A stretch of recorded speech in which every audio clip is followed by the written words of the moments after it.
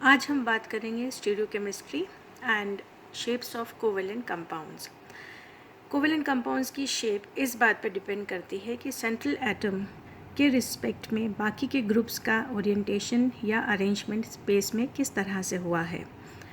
Different orientations होने पर different shapes और डिफरेंट ज्योमेट्रीज हमको मिलती हैं और इसके लिए हम 3 ट्रीटमेंट्स को पढ़ते हैं। पहला हेल्फ्रिश रूल, दूसरा VSEPR थ्योरी यानी valence shell electron pair repulsion और तीसरा हाइब्रिडाइजेशन।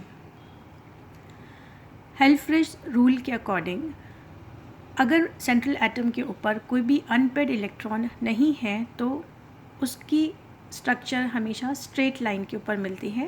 पहला एग्जाम्पल AB2 के फॉर्म का हम देख रहे हैं। यहाँ पे 2 एग्जाम्पल्स आपके लिखे हैं, नाइट्रस ऑक्साइड और कार्बन डाइऑक्साइड।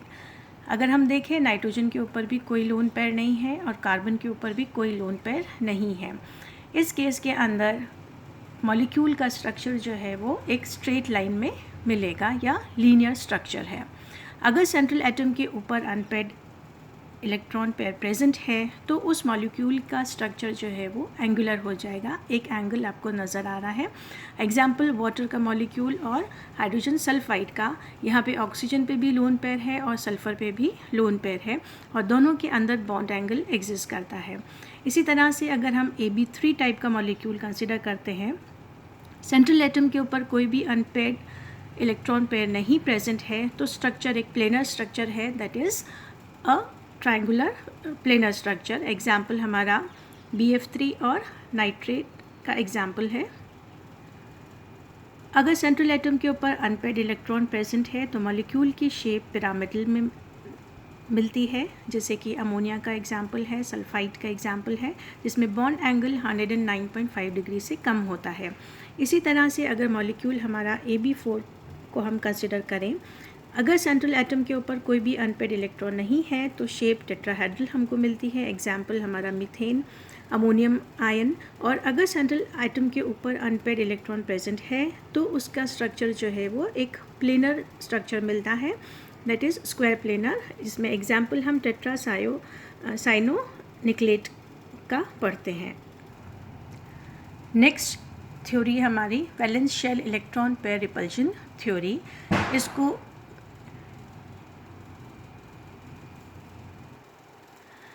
गिलेस्पाई और नायरहोम ने प्रपोज किया था। It is based on effect of electron repulsion on bond angle. इसका बेस किस बात पे डिपेंड करता है कि बॉन्ड एंगल के ऊपर इफेक्ट किसका आ रहा है, इलेक्ट्रॉन रिपल्जन का। मॉलिक्यूल का शेप इस बात पे डिपेंड करता है कि उसके अंदर कितने बॉन्डिंग इलेक्ट्रॉन पेयर हैं और कितने उसके अंदर loan pair of electron exist करते हैं। सेंट्रल एटम का ओरिएंटेशन इस तरह से होना चाहिए कि उनके बीच में रिपल्शन मिनिमम हो और किसी भी मॉलिक्यूल की स्टेबिलिटी तब मैक्सिमम होती है जब सेंट्रल एटम के हाइब्रिड ऑर्बिटल्स का अरेंजमेंट स्पेस में इस तरह से हो कि वो एक दूसरे से मैक्सिमम दूरी जितनी पॉसिबल है उस पर एग्जिस्ट करते हों।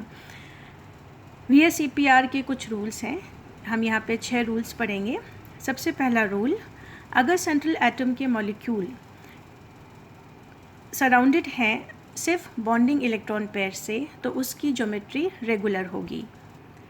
डिफरेंट ज्योमेट्रीज, सबसे पहला लीनियर, बॉन्ड एंगल 180 डिग्री, जिसके अंदर एग्जाम्पल हम BF2 का देखते हैं और यहाँ पे हाइब्रिडाइजेशन जो है वो SP का मिलता है। Second, regular geometry,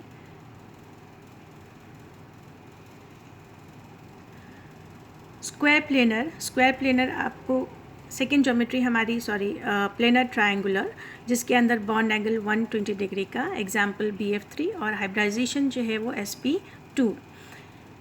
third, square planar structure के अंदर टेट्रासाइनो निकलेट का एग्जाम्पल, जिसमें बॉन्ड एंगल 90 डिग्री और हाइब्रिडाइजेशन SP3 का।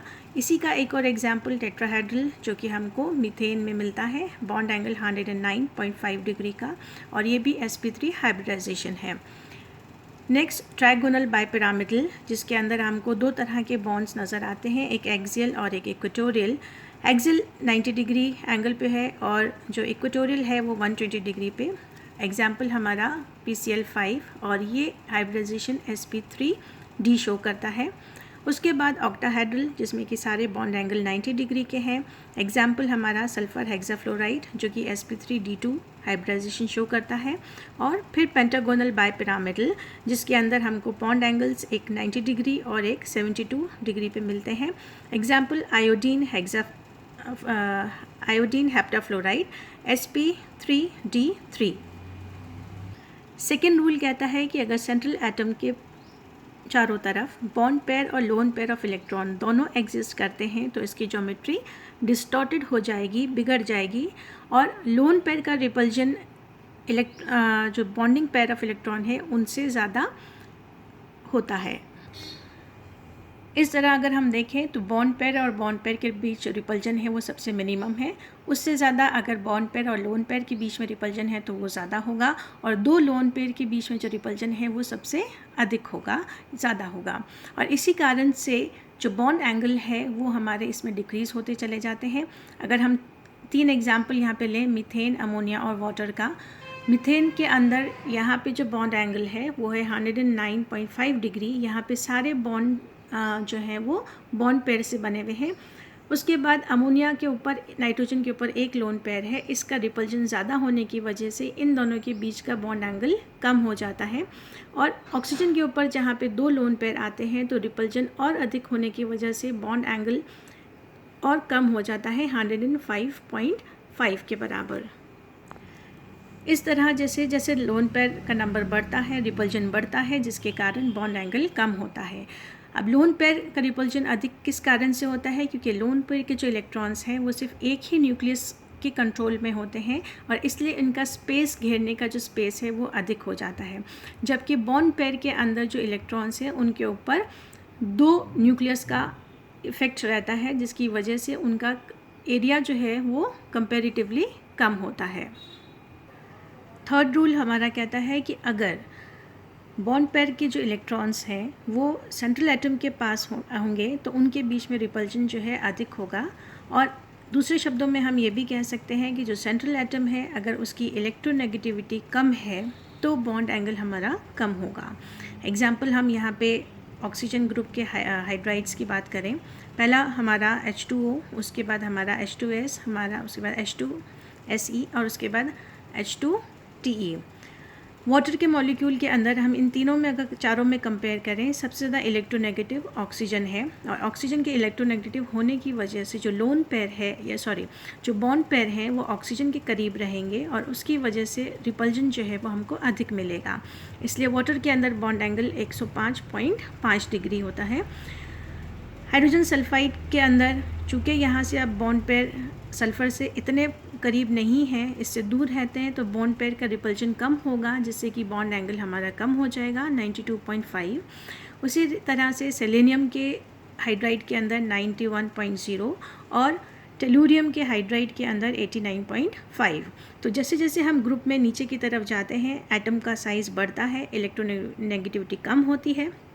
ऑक्सीजन अधिक इलेक्ट्रोनेगेटिव है, बॉन्ड पेयर को अपने पास में रखेगा, जिसकी वजह से बॉन्ड एंगल जो है वो हमारा इंक्रीज़ होता है वाटर के केस के अंदर।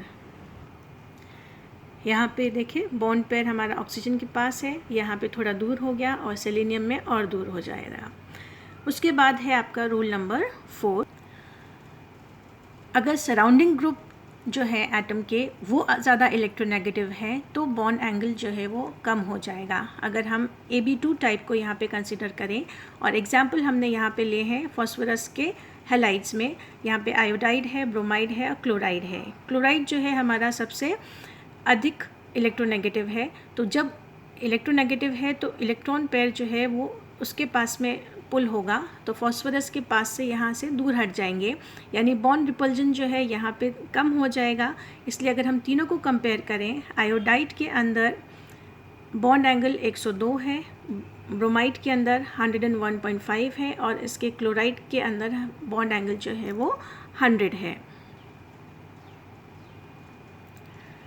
उसके बाद हम देखेंगे रूल नंबर 5। रूल नंबर 5 हमारा कहता है कि bond angle involving multiple bonds are generally larger than involving only single bond, and multiple bond does not affect the geometry. यानी अगर हम बॉन्ड एंगल को कंपेयर करें तो सिंगल बॉन्ड का जो बॉन्ड एंगल है वो कम मिलेगा और जो डबल बॉन्ड है उसका बॉन्ड एंगल हमको ज़्यादा मिलेगा। यहाँ पे हमने एग्जाम्पल लिया है कार्बोनाइल के, इसके अंदर मल्टीपल बॉन्ड के अंदर जो बॉन्ड एंगल है वो 121.8, जबकि जो सिंगल बॉन्ड है वो है 116.5। और उसके अलावा जो मल्टीपल बॉन्ड्स हैं उससे ज्योमेट्री पे कोई चेंज नहीं आता। एग्जाम्पल हमने POX3 का लिया है। यहाँ पे टोटल बॉन्ड अगर हम काउंट करें तो कितने हैं, 1 2 3 4 और 5, मगर ज्योमेट्री जो है वो टेट्राहेड्रल है, यानी 4 बॉन्ड जो सिग्मा बॉन्ड है सिर्फ उन्हीं को काउंट किया जाता है। जो पाई बॉन्ड है वो ज्योमेट्री की शेप को चेंज नहीं करते हैं। 6th रूल है, repulsion between the electron pairs in the filled shells are larger than those in completely filled shells। Example यहाँ पे वाटर और H2S का हम यहाँ पे लेते हैं। यहाँ पे हम ये बात कर रहे हैं कि ऐसे एटम्स जिनके वैलेंस शेल कम्प्लीटली फिल्ड हैं, अगर हम उनको कंपेयर करें जिसमें कि वैलेंस शेल जो है वो पूरी तरह से फिल नहीं होता है, तो रिपल्जन जो है हमको फिल्ड शेल्स में ज़्यादा मिलेगा। वाटर के अंदर ऑक्सीजन के ऑर्बिटल्स कम्प्लीटली फिल्ड हैं, जबकि हाइड्रोजन सल्फाइड के अंदर जो ऑर्बिटल्स हैं जिसके पास 9 वैलेंस ऑर्बिटल्स हैं वो पूरी तरह से भरे हुए नहीं होते। इसलिए अगर हम वाटर और हाइड्रोजन सल्फाइड के बॉन्ड एंगल्स को कंपेयर करें तो वाटर के अंदर 105.5 बॉन्ड एंगल है और H2S का बॉन्ड एंगल 92.5 होता है।